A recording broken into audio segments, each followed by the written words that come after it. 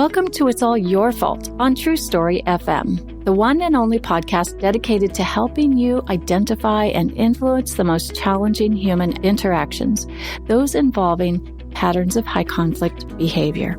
I'm Megan Hunter, and I'm here with my co-host, Bill Eddy. Hi, everybody.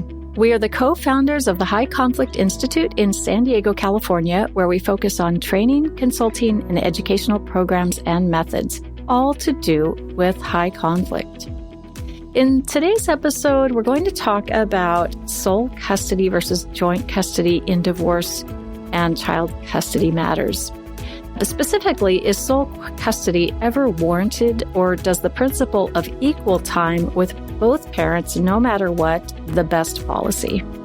But first, a couple of notes. Send your high conflict related questions to podcast@highconflictinstitute.com or on our website at highconflictinstitute.com/podcast, where you'll also find all the show notes and links.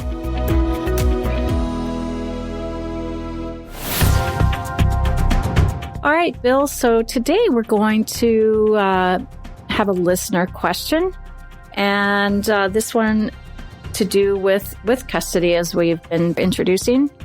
So here's the question.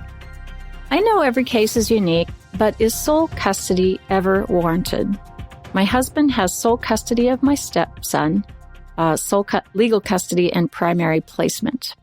The child has overnight visits with the other parent every other weekend and one night during the week.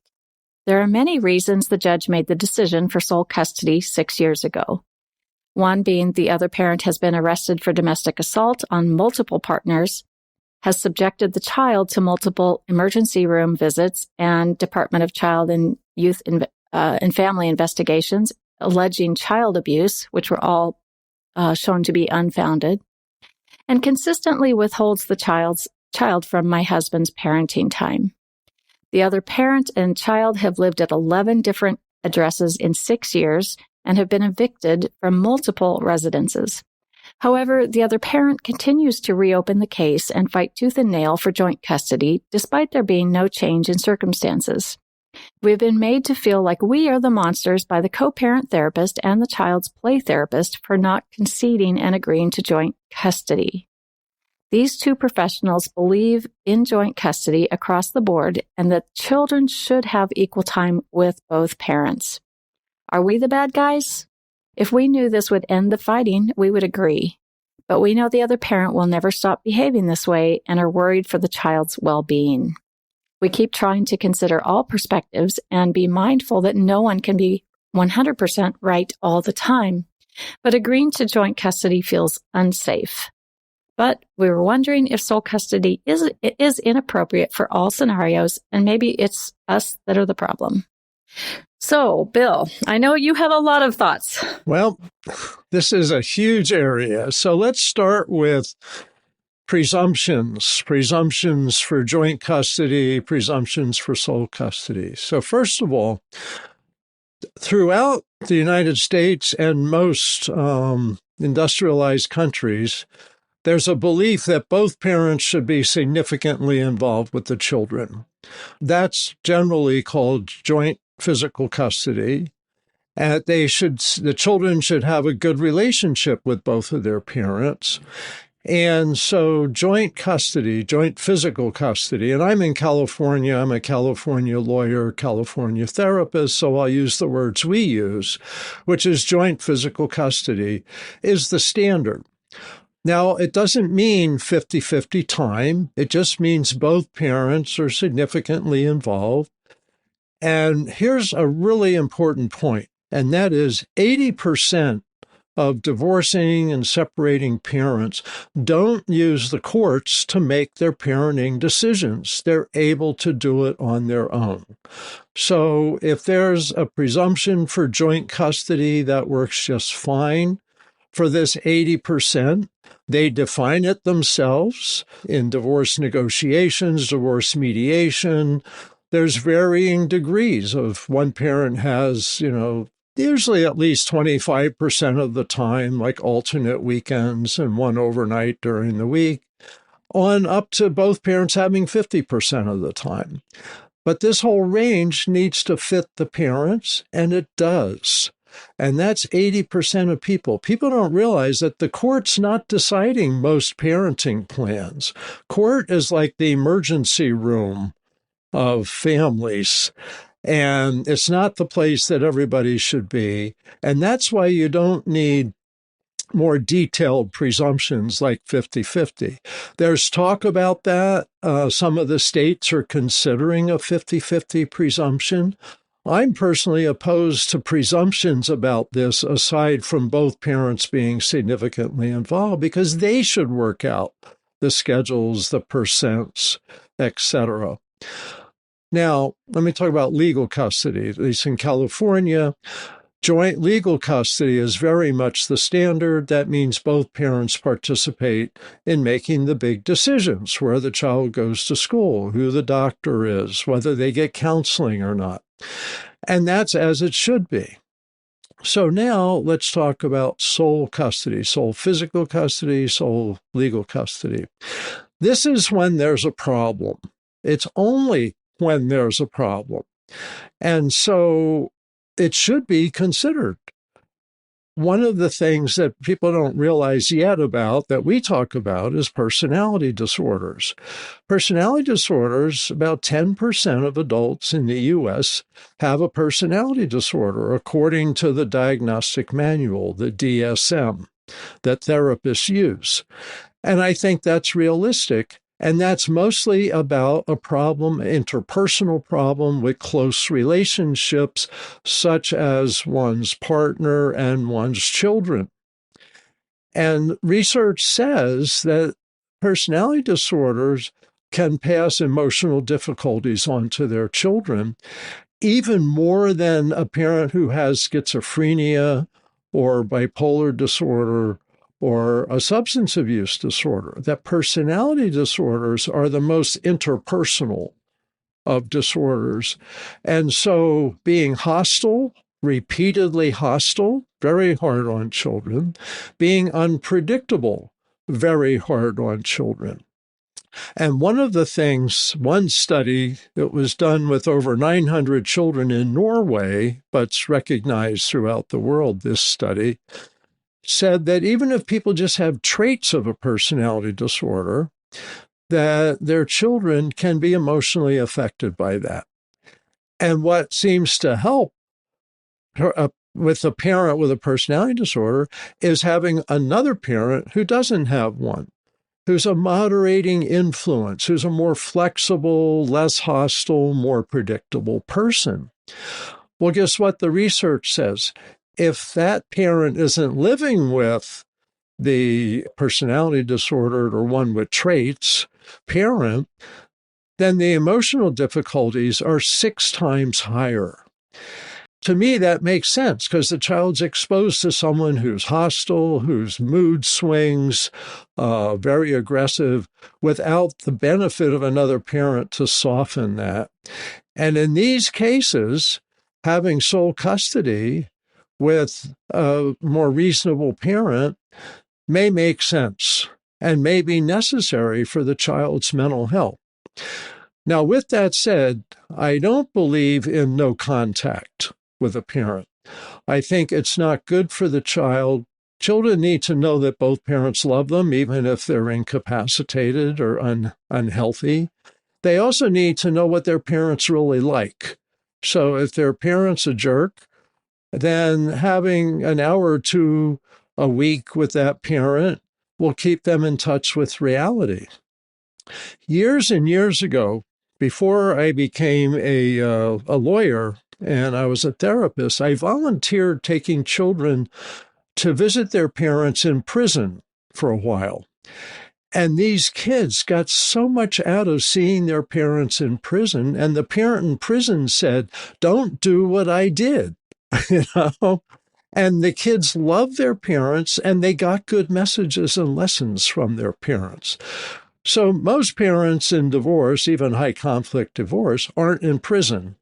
And I think the child should have some contact, but I think limited contact is fair, is reasonable, and a sweeping joint custody presumption is not the way to go. That is not 50-50 presumption. Joint custody is good, but let the parents define the numbers. So how does a parent who seems to be being dragged into court, being reported to, Department of Child Services, child abuse agencies, how do you go in and talk about that to the court? I think, first of all, I think courts need to be more aware of the presence of personality disorders, the dynamics of personality disorders, the lack of change. People with personality disorders are very resistant to change. So the problems they have now, they're going to have 6 months from now, a year from now, 6 years from now. Mostly. The judges, with that in mind, it makes sense to restrict one parent and have the other parent have majority of time, just for what the children are going to learn and what they're going to be exposed to and their sense of stress and anxiety. But one of the problems is people with personality disorders are also very confusing and can also be deceptive, so that the courts can get these cases backwards. And that's another reason I don't think you want to totally exclude one parent. But the history this parent describes is a very strong history of someone with personality problems. I'm not saying I don't know if they have a personality disorder or not, but they have a lot of problems, and they should not be required to do equal time with the other parent for the sake of the kids. So back to the listener question, talking about the co-parent therapist and child's play therapist. Does it seem to be of late, Bill, that many in those communities, in that profession, I guess, are really on the bandwagon for joint custody across the board? There is a push for joint custody across the board mostly among parents who have been restricted parenting time because of a high conflict parent who ends up in charge. And when this happens, I can see them saying, look, joint custody gives me at least half the time. That's a good solution.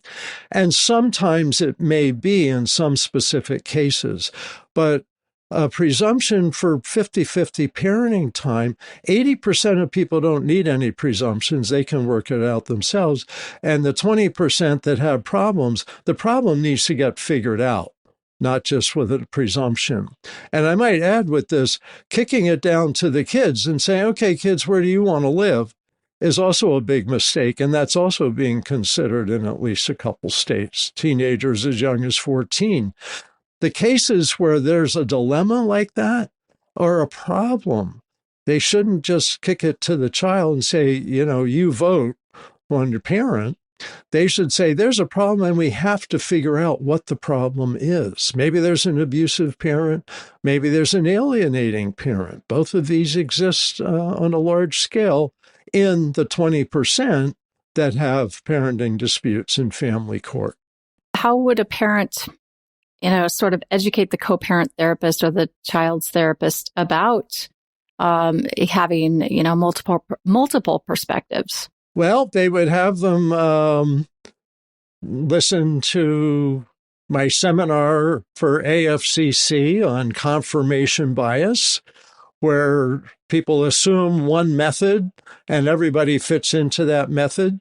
They really need to be realistic. They have to have at least 3 theories of a case. One parent's acting badly and the other's doing just fine, or the other parent's acting badly and the one that's accused of acting badly is doing fine, or both parents are acting badly. You've got to figure that out if you're really going to give the kids the best possible parenting. Okay, well, let's take a short break and we'll come back and talk more about the kids.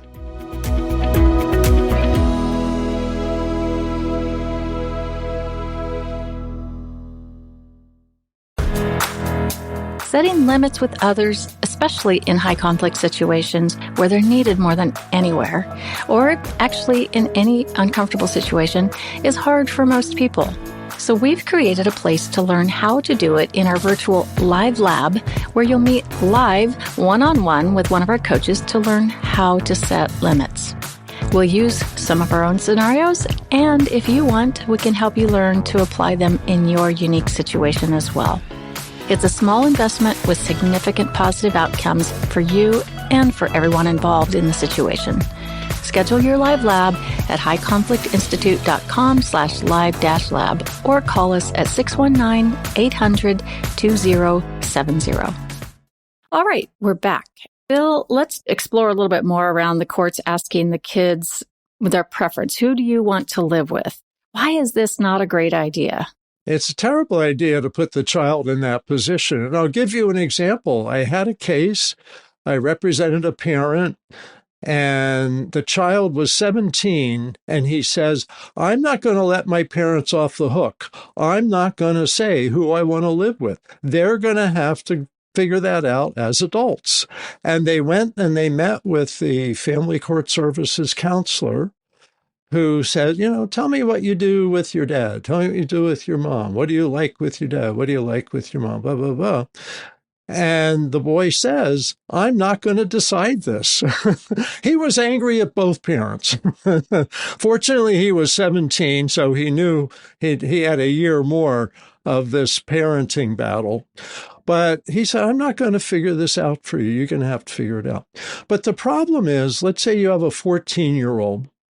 14-year-olds really are not interested that much in their parents. They're interested in their peers. They're just learning about peer relationships, all this stuff. And parents are supposed to be the rock that they can count on and not put their energy into. They want their rock to encourage them to reach out and have good activities, relationships with other kids, all of that.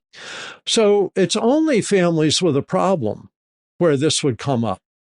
As I've said before, 80% of families don't have this. Even in the 20% that go to court, the ones where there's a real conflict over parenting and one of the parents, say, refuses to see a parent, that's maybe 25% of the court custody cases at most. And that means there's something wrong with the family. I think of it as the family illness. And the child carries the family illness. And this is health issues or mental health issues. Children get caught up in the family system, they call it.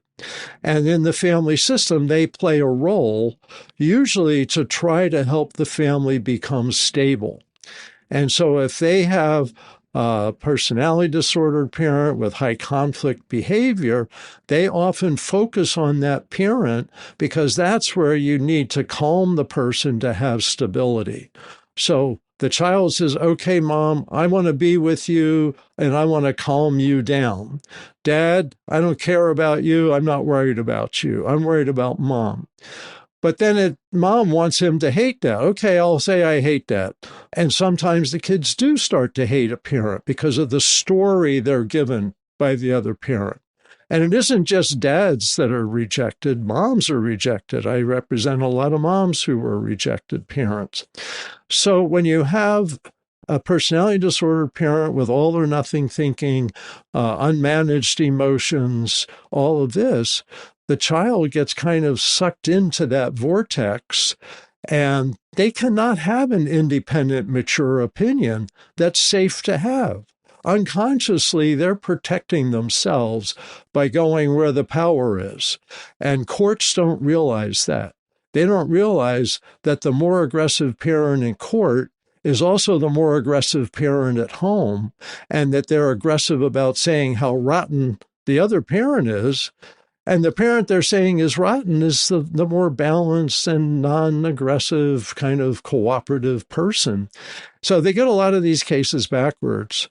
I'd say they get the majority right, but, 35, 40%, because they're really confused and conned by people with personality disorders. And they're starting to realize that, but they still don't know all the dynamics. And that's where the education comes in that we're trying to offer with High Conflict Institute. Speaking of education, Bill, so teaching the parent skills, I learned as a parent that I was lacking some skills, and when I learned them, I used them very successfully, and my children benefited from those. So we have those, we teach here at HCI, we teach parent skills, and we also have a program to help kids learn 4 big skills. So let's talk first about the parents. It's kind of obvious that some parents are just lacking skills, and it's not their fault. There's no blame or shame around it. It's just how we show up, right? So how do we help parents the best in these situations? By teaching these big skills, and we have our New Ways for Families program wherein we do this. So let's talk about that a minute. We have one method for divorce coaches and one method for counselors. So let's talk about the counseling method first. Back in 2009, you had this incredible idea to teach parents skills instead of just punishing them and making big decisions about their whole family's lives before they've learned these skills.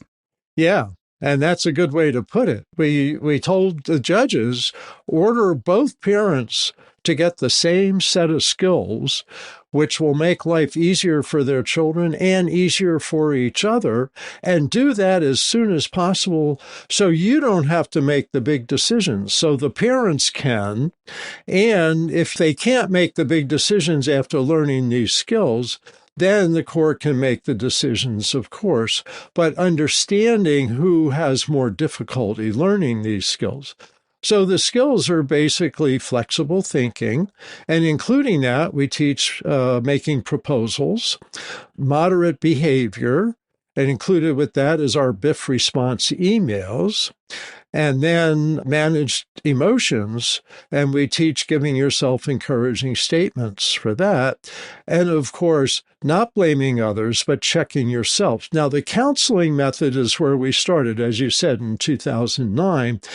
It has 6 individual sessions for each parent, then 3 parent-child sessions. And these, I believe, are particularly helpful for the children getting the same skills from the parents. And these skills help with people recovering from domestic violence, from being a perpetrator, because that's extreme behavior. So learning these skills reinforces what they learn in their group therapies. Then also against alienating behavior, which is all or nothing, unmanaged emotions, and extremes, so that both parents learn these. It can soften alienation. It can soften estrangement if a child resists a parent because of their own abuse or domestic violence. And I'll put in a little pitch here for professionals who are involved with Association of Family and Conciliation Courts, AFCC. I'm going to be giving a seminar in Boston in June on how to use new ways for families to help with resistance and refusal because of the parent-child meetings, getting the parents on the same page. So that's the counseling method. And how about the coaching, which the coaching method was developed to make this much more available to everyone. And it started with converting the counseling method into an online class that anyone could take anywhere in the world. And later, we added coaching. So let's talk about that briefly. Sure. So 2015, we did the online class. I became convinced that online classes could be good if they're interactive. So people have writing exercises that make them think. They have quizzes, they have video clips, all of that. By 2019, we decided to add coaching with the online class to give it a boost. But 3 coaching sessions are much less expensive than 9 counseling sessions. And you're right, we really tried to make it much more accessible. And it's interesting that you say with the online class that people could take it anywhere in the world, because they are. So, for example, we have coaches with the online class in Scotland. In all of the UK, it's now available. In Canada, in Australia, and I believe, I don't know if we finished the translations yet, but we've been working on some translations of the online class. So everywhere in the world can get that, and it's barely $100. So it's a really good deal, because skills we really believe are the future, and that's really how to solve these problems. Yeah, the skills are game changers. If you apply learn the skills and then apply them, just have a bit of discipline, you can, really impact not only your own life, but your child's life. And ultimately, they need these skills for good relationships down the road. So we also then have New Ways for Life, which is a way to teach kids these 4 big skills of managing their emotions, having flexible thinking, checking themselves, and having moderate behaviors. And like you mentioned earlier, Bill, we all see very extreme things on social media and media across the board. So to learn that, wow, this is not normal. This is an extreme behavior, not a moderate behavior. And I need a moderate behavior in order to have good relationships. And that's really what we do with New Ways for Life. Yeah. Let me just emphasize, New Ways for Life is designed for 12 to 17-year-olds, and then New Ways for Families for adults and adults teaching their kids. But New Ways for Life, 12 to 17-year-olds, they're exposed to so much stuff. This is a way for them to learn how to respond to social media posts, how to manage their emotions, how to manage their behavior, all of that. Yeah, so if you have kids and you'd like them to take that, we're going to have all these links in the show notes, the professional training for New Ways for Families, and the class for parents. If you're a parent or even a grandparent listening to this, we'll have all those links there.